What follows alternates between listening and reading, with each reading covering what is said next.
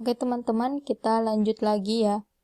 Ini masih pembahasan tentang perubahan atas PP nomor 11 tahun 2017 yang isinya tentang manajemen PNS. Ini adalah pembahasan terakhir ya tentang undang-undang ini. Oke. Nah, kita lanjut pembahasannya dari 21 sampai 30. Nah, untuk perubahan pertama itu ada di pasal 280, itu diubah. Nah, pasal 280 itu tentang pemberhentian sementara, ya, sebagaimana dimaksud dalam pasal 276 huruf C berlaku sejak PNS ditahan. Pemberhentian sementara berlaku sejak PNS ditahan. Ini berubah ya. Nah, kalau dulu bunyi pasalnya itu seperti ini. Ada dua pasal, pasal 1 dan pasal 2. Pemberhentian sementara sebagaimana dimaksud dalam pasal 276 huruf C berlaku akhir bulan. Jadi berlaku akhir bulan. Sejak PNS ditahan, ini berlaku sejak PNS ditahan. Jadi akhir bulan ini dihapus. Terus di pasal yang dulu itu ada ayat 2-nya, di pasal yang baru itu hanya sampai sini saja ya, tidak ada ayat 2. Jadi cuma ada satu pasal saja, ini tuh nggak ada. Oke.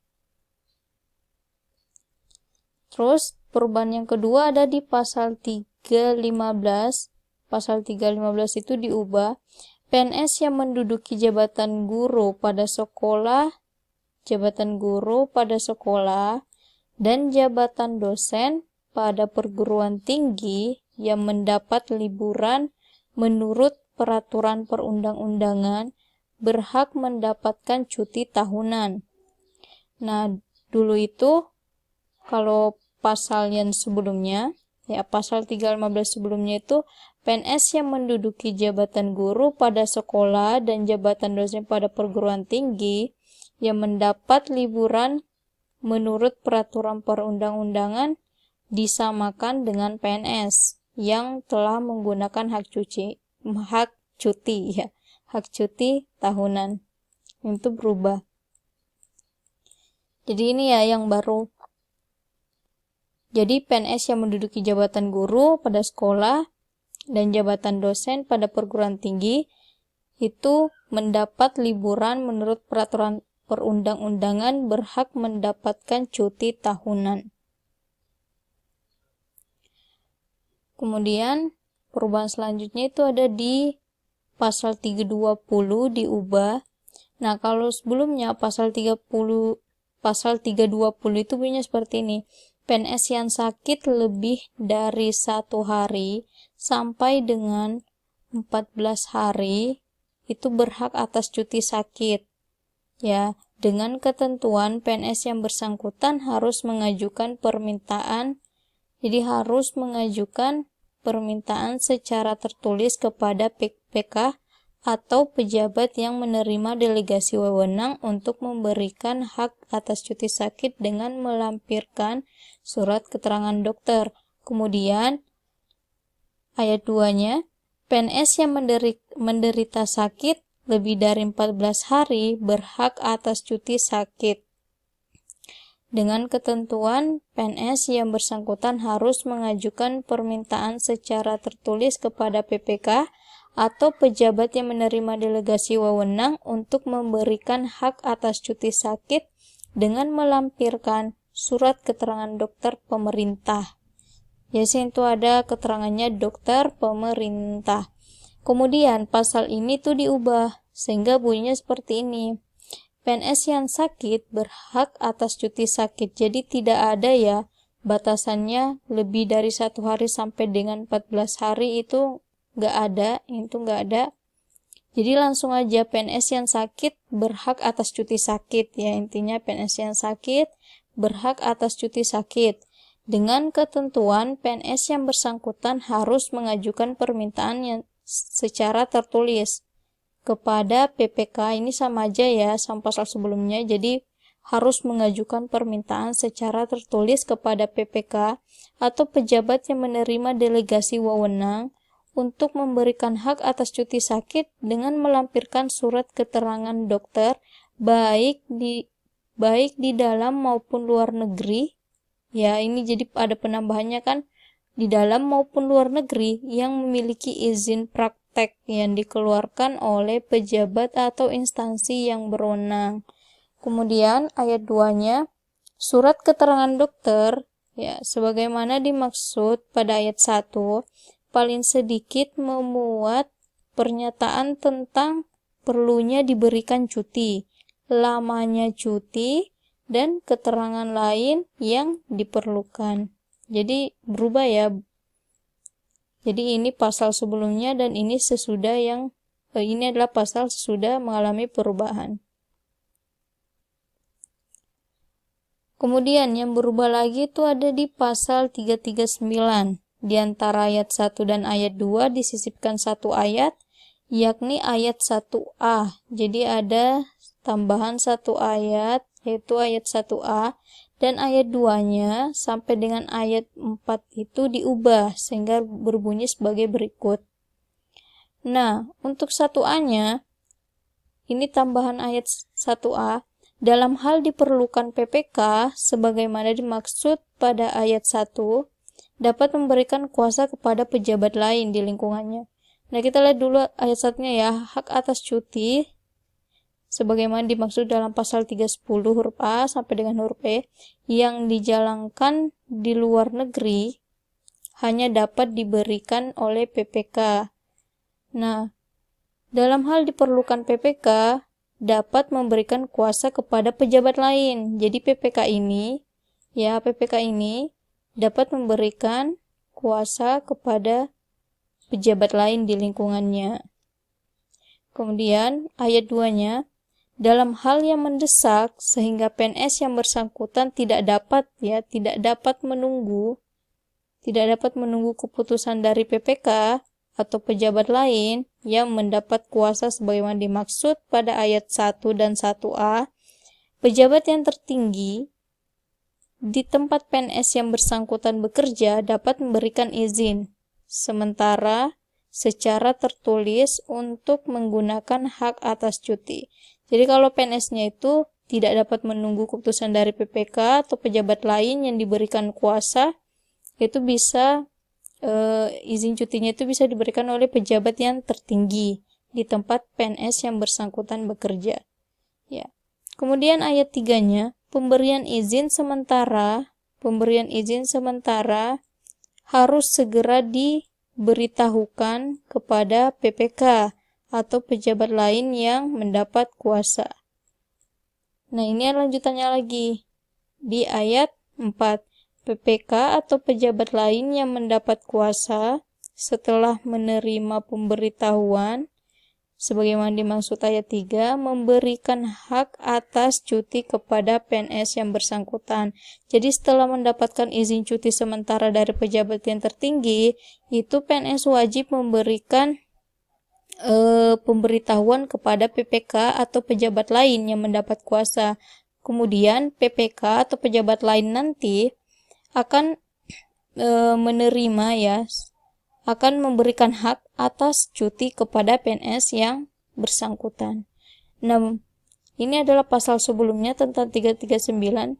Jadi ini ayat 1 dan ayat 2 itu disisipkan satu pasal ya. Disisipkan satu pasal yaitu di satu ayat yaitu 1a. Kemudian lanjutannya itu berubah dari sini sampai sini itu berubah. Oke. Nah, kemudian yang berubah lagi itu ada di pasal 349 ayat 1 diubah, ditambahkan satu huruf, yakni huruf K, ayat 2-nya diubah, dan ditambahkan satu ayat, yakni ayat 3, sehingga bunyi sebagai berikut. Jadi ini kan ada ya, di pasal 349 yang sebelumnya itu kan cuma sampai J ya. Cuma sampai J, kemudian ditambahkan satu huruf, yaitu huruf K. Nah, isi huruf K ini yaitu jabatan lain pada lembaga selain kementerian atau lembaga pemerintah non-kementerian yang diangkat dan diberhentikan oleh presiden. Yang lainnya ini pada saat mencapai batas usia pensiun, selama masa jabatannya diberhentikan dengan hormat sebagai PNS dengan mendapat hak kepegawaian berdasarkan ketentuan peraturan perundang-undangan. Ini sama aja ya. Jadi cuma ada penambahan di bawahnya J ini, yaitu huruf K. Kemudian yang ayat 2 ini itu diubah. Batas usia pensiun adalah 58 tahun kecuali untuk PNS yang menduduki JF diplomat. Nah, ini tuh di pasal yang baru batas usia pensiun masih sama 58 tahun tapi dikecualikan bagi PNS yang menduduki JF, jabatan fungsional. Jadi diplomat ini dihapus. Oke, dan ini kalimat selanjutnya itu juga dihapus. Ya, jadi cuma sampai menduduki JF, jabatan fungsional. Kemudian ditambahkan ayat 3. Kan kemarin itu di pasal yang sebelumnya itu cuma sampai ayat 2. Nah, yang ini ditambahkan satu ayat lagi, yaitu ayat 3. Batas usia pensiun bagi PNS yang dikecualikan sebagaimana dimaksud ayat 2 ditetapkan sesuai dengan batas usia pensiun pada JF terakhir yang diduduki, disesuaikan dengan batas usia pensiun pada jabatan fungsional terakhir yang diduduki. Oke. Kemudian lanjut ya. Perubahan selanjutnya itu adalah ketentuan bab 8 ditambahkan satu bagian, yaitu bagian kelima. Kemudian 2 pasal, yakni pasal 35A dan pasal 35B, sehingga bagian kelima berbunyi sebagai berikut. Jadi di pasal sebelumnya itu bagian ini cuma sampai bagian 4 di bab 13 ya. Di bab 13 itu cuma sampai bagian keempat. Nah, kemudian ditambahkan lagi bagian kelima. Bagian kelima ini tentang penyetaraan jabatan PNS karena penataan birokrasi. Di bagian kelima ini itu ada 2 pasal ya, yaitu pasal 35A dan pasal 35B. Ini ada di perubahan selanjutnya. Nah, yang ini ya di perubahan nomor 27 di antara pasal 350 dan pasal 351 disisipkan 2 pasal yang bagian kelima tadi ya, yang bagian kelima tadi yang ini itu tuh ada 2 pasal di bawahnya. Nah, pasalnya yang ini, pasal 35A dan pasal 35B. Isi dari pasal 35A yaitu ayat dalam hal diperlukan penataan birokrasi, penyesuaian jabatan ke dalam jabatan fungsional dapat dilakukan penyetaraan jabatan. Ayat 2-nya, penyetaraan jabatan pada ayat 1 diatur dengan peraturan menteri. Kemudian pasal 35B ayat 1, dalam hal terjadi perubahan kebijakan pemerintah mengenai penataan birokrasi yang berdampak terhadap perubahan pengaturan manajemen aparatur sipil negara pada instansi pemerintah, maka presiden dapat menerbitkan peraturan presiden. Nah, ayat 2-nya, penerbitan peraturan presiden sebagaimana dimaksud pada ayat 1 disertai dengan pertimbangan teknis dari menteri. Ini pasal baru ya, jadi tidak ada di peraturan sebelumnya. Nah, perubahan selanjutnya itu ada di pasal 352. Pasal 352 ini diubah ya. Nah, sebelumnya bunyi pasal 352 itu berbunyi seperti ini. Pangkat dan golongan ruangan PNS yang sudah ada pada saat peraturan pemerintah ini mulai berlaku tetap berlaku sampai dengan diberlakukannya ketentuan mengenai gaji dan tunjangan berdasarkan peraturan pemerintah mengenai gaji dan tunjangan sebagai pelaksana Undang-Undang Nomor 5 Pelaksanaan Undang-Undang Nomor 5 Tahun 2014 tentang aparatur sipil negara. Nah, di pasal 352 yang baru, ini bunyinya sama, pangkat dan golongan ruang PNS yang sudah ada, dan seterusnya. Yang membedakan itu di sini, ketentuan, ya ini kan ketentuan mengenai gaji dan tunjangan. Nah, pasal yang sudah diubah, itu ketentuan mengenai pangkat.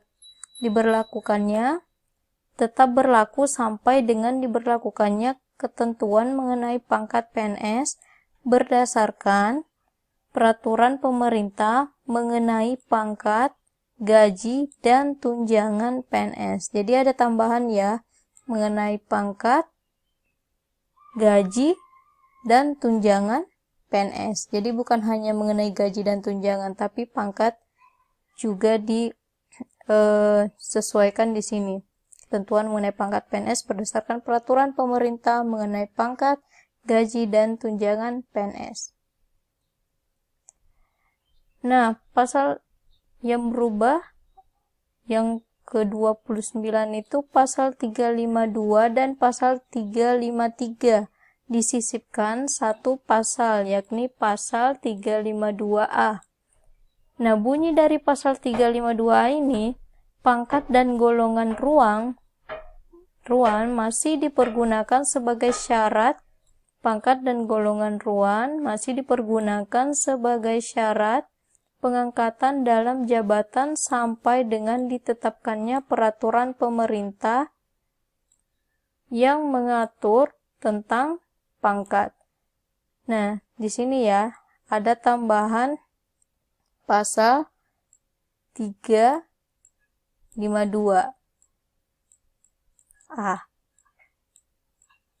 Oke.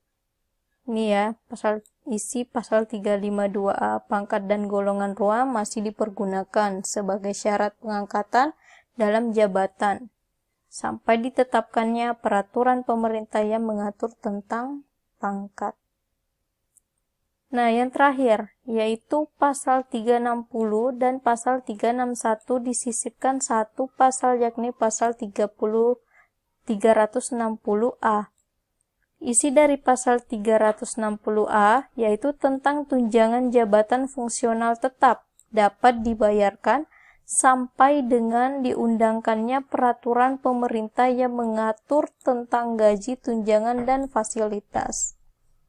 Jadi di sini ya, di sini tuh ada penambahan pasal yaitu 360A.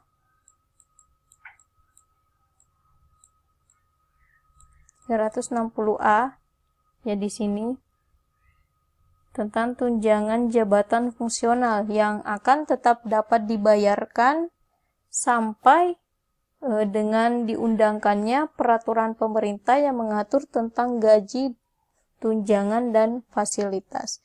Ini adalah perubahan terakhir dalam undang-undang, dalam PP nomor 17 ya tahun 2020. Nah, untuk teman-teman sesuai yang saya bilang sebelumnya, saya akan memberikan latihan soal ya. Jadi teman-teman bisa klik linknya di deskripsi bawah.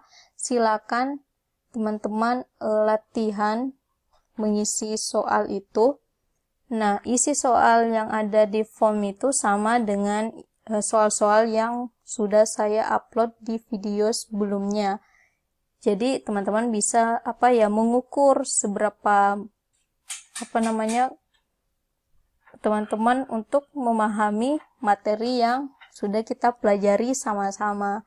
Nah, jika nanti di latihan soalnya teman-teman masih punya banyak kesalahan, nanti bisa dipelajari lagi, diulang lagi, seperti itu ya.